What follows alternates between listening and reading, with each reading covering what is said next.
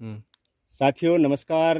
आज मैं मंडासुरा से पश्चिम साइड में स्थित 2 किलोमीटर दूर बिरला धाम का फिर आपको मैं रूबरू कराने जा रहा हूं। और बड़े ही दुर्गम रास्ते से हम यहां तक पहुंचे हैं पहाड़ी के ऊपर। और मैं ये दिखाना चाहूँगा कि इधर ये बिरला धाम है, जो भी बहुत ही प्राचीन तीर्थ स्थल है और इसी से जुड़ी एक मान्यता है। जहां हम बड़ी मुश्किल से हम पहुंचे हैं, मैं आपको दिखाना चाह रहा हूं। इसे कहते हैं बाजनी शिला। ये लोगों की मान्यता है कि जो भी यहाँ दर्शन के लिए आते हैं वो इसे बजाते हैं। साथियों मैं आपके सामने एक और ये प्रयोग कर रहा हूँ। देखिए, इसको हम बजाते हैं तो ये नहीं बज रहा है, लेकिन मान्यता बिल्कुल सही है, जुड़ी हुई है। मैं इसको बजाता हूँ और आवाज़ ही काफ़ी तेज आएगी। ये देखिएगा, ये और कई सालों से ये मान्यता जुड़ी हुई है कि जो भी यहाँ आते हैं वो इसे बजाते हैं।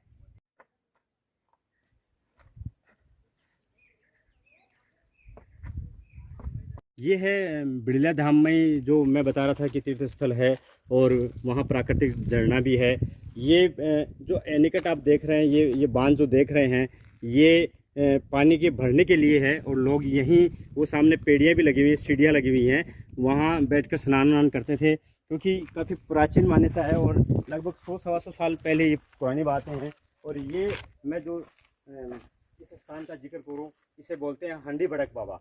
और ये पहले काफ़ी सही स्थिति में था, लेकिन कुछ लोगों के द्वारा इसको क्षतिग्रस्त किया है, लेकिन अब वापस निर्माण कार्य करवाया जा रहा है। और मैं आगे आपको रुख करता हूँ उस प्राकृतिक झरने का, जहाँ से वो झरना चलता था।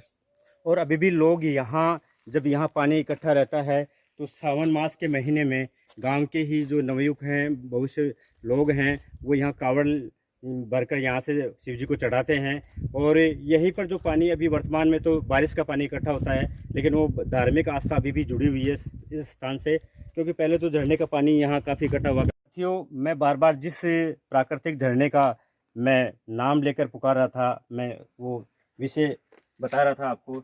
ये देखिए, वो प्राकृतिक झरना ये है और यहीं से काफ़ी मात्रा में पानी निकलकर आगे तक बांध तक जाया करता था और यहीं लोग स्नान करने के लिए आते थे। और मैंने बताया आपको कि अस्थि विसर्जन का कार्य भी यहीं होता था, क्योंकि पहले लोग हरिद्वार और गंगा जी नहीं जाते थे। ये मान्यता अभी भी जुड़ी हुई है, क्योंकि अब तो यहाँ पानी का जो पानी की मात्रा है वो बहुत कम हो चुकी है। और देखिए, धार्मिक आस्था जुड़ी हुई है, वास्तव में बहुत शानदार जगह है। और अब तो ये बरसात के दिनों में ही रहता है। और देखिए, मैं आपको एक रोचक बात और बताता हूँ कि दाता जो ठाकुर थे वो यहाँ आया करते थे शेर की शिकार करने के लिए, क्योंकि ये लोकेशन बहुत शानदार लोकेशन है। और यहाँ पहले जीव जंतु काफ़ी संख्या में इस जंगल में रहते थे, विचरण करते थे। अब यहाँ बहुत मुश्किल है देख पाना। और मैं आपको बता दूं कि ये लंबी चौड़ी जगह है और ऊपर जो देखिए वो बनी हुई है, वो उनकी समाधियाँ वहाँ बनी हुई है। मैं वहाँ भी आपको लेकर चलूँगा। ये प्राकृतिक झरना जो अब कभी हमें सूखा देखने को मिलता है, लेकिन पहले कई साल तक ये बहा करता था। इस झरने में लोग आनंद लिया करते थे। मेरे साथ है कैमरामैन ओम प्रकाश आचार्य, जो इस पहाड़ी से नीचे उतर रहे हैं। ये भी इस पूरी लोकेशन दिखाने में अच्छी भूमिका निभा रहे हैं। साथियों, यहाँ ये जो प्राकृतिक झरना था, उससे जो पानी बहकर आता था यहाँ इकट्ठा होता था। और यहाँ जो जंगल के जो जानवर थे, शेर, चीता, बाघ, लोमड़ी, ये सभी प्रकार के जो थे जानवर थे, वो यहाँ पानी पीने के लिए आते थे। लेकिन एक रोचक और मैं आपको एक जानकारी दे दूँ कि यहाँ जब शेर, चीता, बाघ, लोमड़ी यहाँ पानी पीने के लिए आते थे, तो दाता जो राज परिवार था वो यहाँ शिकार के लिए आया करता था। और मैं आपको एक बहुत शानदार लोकेशन दिखाने जा रहा हूँ कि ये देखिएगा कि जब वो यहाँ शेर पानी पीने के लिए आता था तो यहाँ एक बकरे को यहाँ बांध दिया करते थे और वो शिकारी जो थे वो छुप जाते थे यहाँ।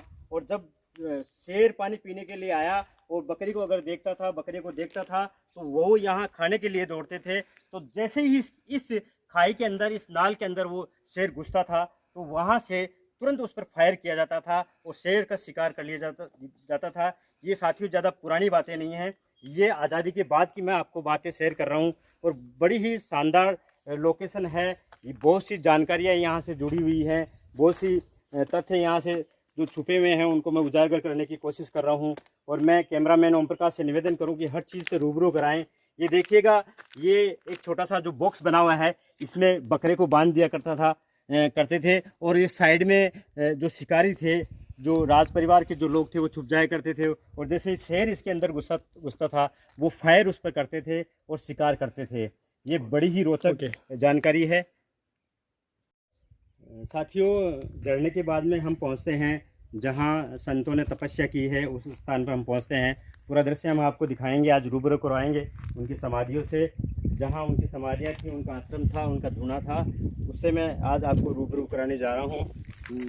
भाई ओम प्रकाश से निवेदन करूं कि वो नीचे आकर ये जगह दिखाने की कोशिश करें, ताकि लोग ये जो है नज़ारा वो देख सकें कि वास्तव में हकीकत में क्या है। ये देखिए, ये है जहाँ नाथुदास जी यहाँ तपस्या करते थे। ये उनका धूना है, ये उनका छोटा सा एक आश्रम बना हुआ है और काफ़ी पुराना है। और आगे मैं रुक करता हूँ। नाथुदास जी की जो समाधि है, क्योंकि उनको यही वो समाधि में लीन हो गए थे, ये उनकी समाधि है नाथुदास जी की। और जस्ट इसके पास में ही उनके जो शिष्य थे हरदेवदास जी, उनकी समाधि है। और पास में ही वहाँ ये हरदेवदास जी की समाधि में आपको दिखाने की कोशिश कर रहा हूँ, हरदेवदास जी। और आगे रुक करूँगा, वो है किशनदास जी की समाधि। वो सभी एक ही संत थे ये, और इन्हीं के नाथुदास जी के सब चेले थे। और यहाँ उन्होंने काफ़ी साल तक तपस्या की, क्योंकि जब यहाँ पवित्र स्नान करने लोग आते थे तो यहाँ नाथुदास जी से मिला करते थे और यहीं भजन कीर्तन वगैरह सब किया करते थे। बड़ी ही शानदार लोकेशन यहाँ मैं आपको दिखाने जा रहा हूँ। और ये बहुत प्राचीन धार्मिक आस्था से जुड़ा हुआ है। और अब यहाँ सिर्फ कुछ बातें ही हमें सुनने को मिलेगी, लेकिन आज मैं रियल में आपको इस चीज़ से रूबरू कराने जा रहा हूँ। ये मंडा गांव से ठीक पश्चिम साइड में 2 किलोमीटर दूर है। साथियों, ये बड़ा ही सुंदर दृश्य है, लेकिन मैं बार बार निवेदन यही कर रहा हूँ कि इस पूरी लोकेशन को, इस पूरी जगह को, इस पूरी धार्मिक आस्था को सरकार ने लीज पर दे दिया है। ये बड़ा ही दुख का विषय है।